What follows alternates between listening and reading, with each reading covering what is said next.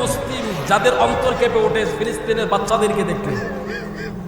ক্ষুধার্ত বাচ্চা, ক্ষুধার তাড়নায় সে ঘাস খাইতেছে। আপনি চিন্তা করছেন? একটাবার আপনি চোখ বন্ধ করে চিন্তা করেন, আপনার ঘরের বাচ্চাটা, আপনার ছেলেটা, আপনার মেয়েটা যদি ক্ষুধার তাড়নায় রাস্তার মধ্যে যায়া ঘাস খায়, আপনার কাছে কেমন লাগে? তো ওই বাচ্চাটা তো কোনো না কোনো মায়ের সন্তান, ওই বাচ্চাটা তো কোনো বাবার সন্তান। ওই বাচ্চাটা পেটের খিদার তাড়নায় ঘাস খাচ্ছে। কত বাচ্চা মা হারা, বাবা হারা, অসহায় হয়ে ছুটে বেড়াচ্ছে। আপনি 3 বেলায় পেট পুরে খাবার খাচ্ছেন।